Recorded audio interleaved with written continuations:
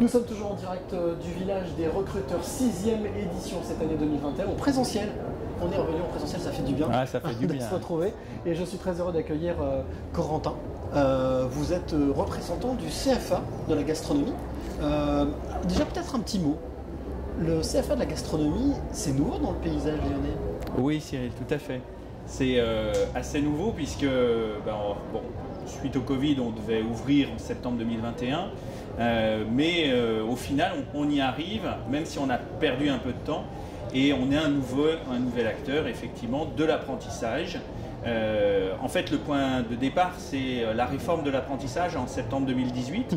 Il y a une loi qui s'appelle la loi pour la liberté de choisir son avenir professionnel, qui libéralise et qui permet donc la création de nouveaux CFA, centres de formation d'apprentis, qui augmente aussi l'âge de l'apprentissage. On passe jusqu'à 29 ans maintenant. D'accord.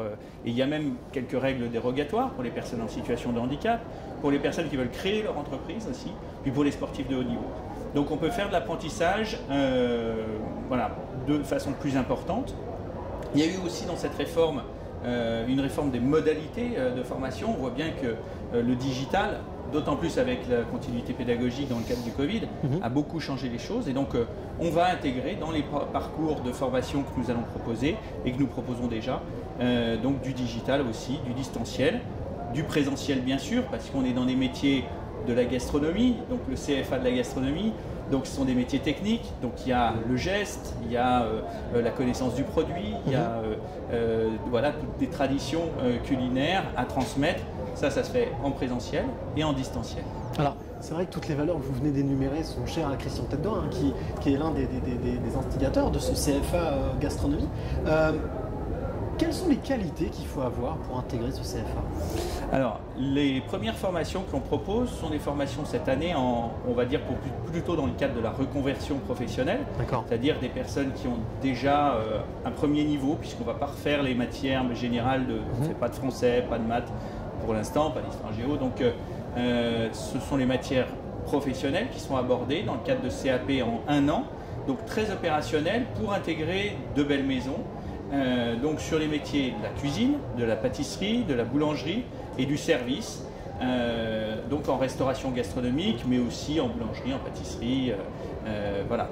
Donc les qualités, c'est déjà d'avoir un premier niveau de formation, et puis je dirais que c'est dans beaucoup de métiers comme ça, c'est la volonté, c'est aimer faire plaisir, aimer recevoir, être gourmand, voilà, des valeurs assez simples.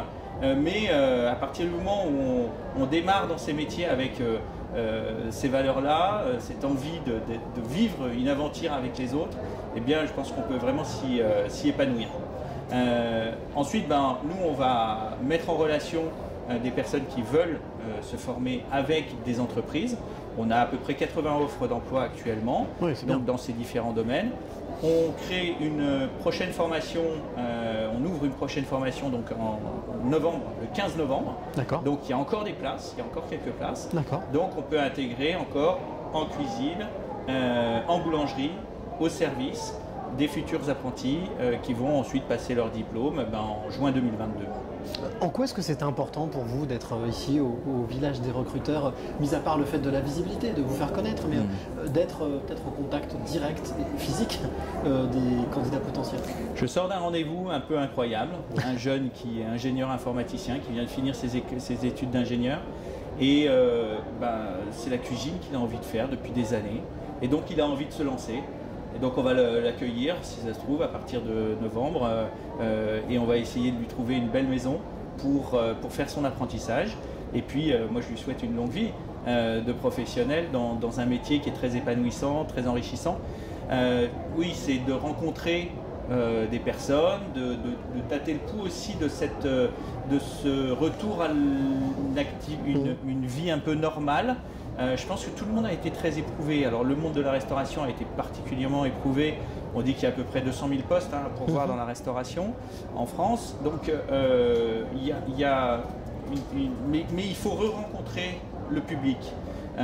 Donc c'est de parler des métiers de la restauration, comment ils sortent aussi de cette crise avec toujours de belles entreprises, un petit peu moins de tourisme international, mais une clientèle française qui a envie de sortir, qui a envie de faire la fête, qui a envie de rencontrer, de se retrouver. Voilà.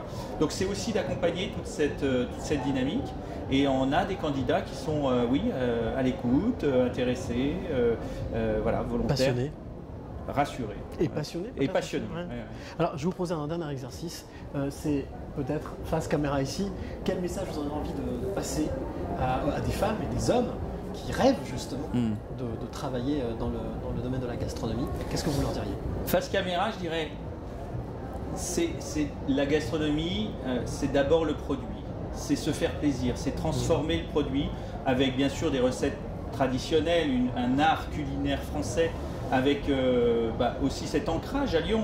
On s'est installé à Lyon parce qu'il y a la gastronomie, parce qu'il y a M. Paul, parce qu'il y a toutes les régions de production autour, avec les Monts du Lyonnais juste à côté, avec le vin aussi. Qui est, donc c'est rejoignez ces beaux métiers, venez vous vivre un métier passion.